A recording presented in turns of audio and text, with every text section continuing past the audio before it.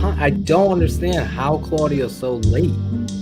Yeah, I don't get it either. It's probably because Cherie's wearing a visor. Probably is. Speaking of visors, finally I was right again. Wait, do you have your clip? I have to pull a clip. All right. I didn't know we were going to this. It was so early. Oh my God, Steph told me you were practically touching yourself, waiting to get this right out of there. They going around now. Yeah, I took so much heat on this. A scientific fact that no quarterback that's wearing a visor has ever won a Super Bowl. Now, we might be very wrong about this because by the time this airs, really, yeah, I never Jalen thought about Hurts that. wears a visor. Yeah, I mean, if they win Sunday, then he'll be the first. Yeah, has that ever occurred to you though? That you're going against tradition here? That's actually a great point. I've never thought of that before. Yeah. So, and when you wear a visor, like, let's just be honest, you're not doing it for any reason other than you look really fucking cool, right? And I mean, I have gotten poked in the eye a few times, but yeah, mostly it's a swag. Yeah, right, exactly. Everyone who's ever played Madden is like visor. Gotta put the visor, yeah. You guys know the tape never lies.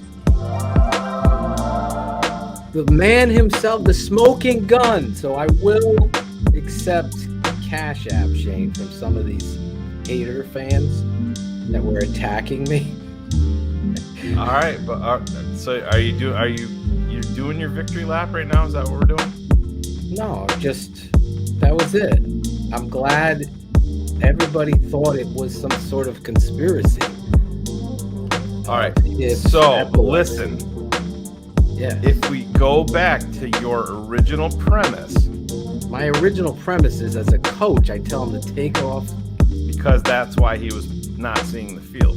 I still believe that it, and I will stay to this and state this. So what would be? I think it's a 1 second disadvantage. So Jalen Hurts would have passed for 600 yards and 12 touchdowns in the Super Bowl with his clear visor. Maybe. No visor. I just think that you need a visor as a quarterback. I've always stayed. Can you clip that? Because he just said you need a visor. Ivan, can you clip that? Yeah, I don't you think said you said you need it. Clip that, Ivan. We need that for later. I don't need it.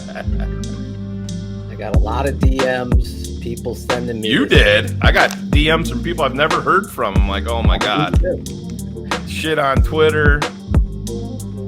I just can't believe you can't say my boy was right. I did. Cherie, have I not said it 15 times that he was right about the swag? You did, but you specified the swag. Yeah, you just swag. You're not right about the clear visor part because you have no evidence. You have zero evidence other than your thought. You have your thought just like I have my thought. Look, in the long run, it ends up costing you the equivalent of a first-round pick because it's number 32 overall in April's draft that they sent to Pittsburgh for Claypool.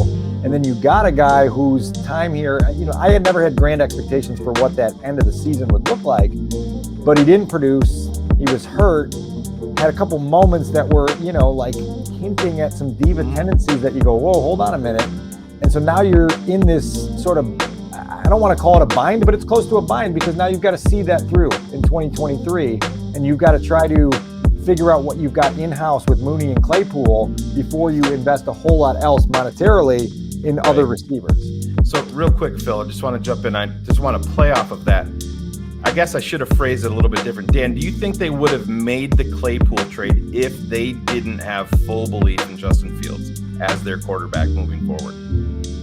No. I mean, you're right. Like, I think that's an addition that's made because you know that you need to get your guy some level of game-changing help to see where he goes. And that's why I've been very consistent with, like, they have to do their homework during the pre-draft process and everything else and figure out what these other quarterbacks are like. But Justin has shown so much in 2 years from a work ethic standpoint, from a leadership standpoint, from a playmaking standpoint, from a investment standpoint, where you got to see this through. Nobody knows better than Chicago Bears fans how difficult it is to even reach this stage of the development of a quarterback. And so when you get here, now is not the time to pull the cord and go in a different direction just because you're tempted to see something else. Unless that guy is, in your mind, a can't-miss Hall of Famer, you see this through with Justin for at least one more season. And if you get to this point next year and you've still got some questions, well, now you figure out what your contingency plans are. And that's going to be a big deal. And I think that's why this year, among like 30 reasons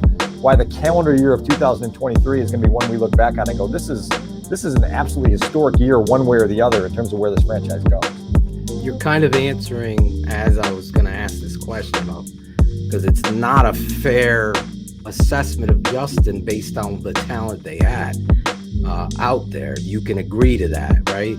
So now, is it forcing your hand here with the first overall pick to accumulate draft capital, possible veteran player, whether it be a wide receiver, defensive lineman, to help set yourself up for what you're talking about, assessing Justin appropriately, but also getting another first round pick in next year's draft to cover your ass if Justin isn't the guy that, because Ryan Poles has no loyalty to him. So correct. If they make this trade, if they trade back out of number one and they're trying to get that get best, get worth picks to come back to them, don't be surprised if they ask for more stuff in 2024. Because what that 2024 draft capital gives you is flexibility. And so if you get to December of this next year and you go, man, like Justin just truly isn't getting it in terms of pocket passing, and he's not getting over the hurdles and he's not making the strides that we want him to see, well, now you got to have some ammunition to get in the sweepstakes for Caleb Williams or Drake May, which are the two guys right now that are turning heads in the league in terms of quarterbacks in next year's draft that could be worth, rolling the dice on and going all in on. And if you're Ryan Poles, that's when your clock truly starts. When you make the next decision on a quarterback, and that next decision on a quarterback might be signing Justin to a long-term extension. But whenever you make that decision, that's when your egg timer turns over, and now it's time to produce and roll and get some results. He fucking hurt me significantly. Better do some shit.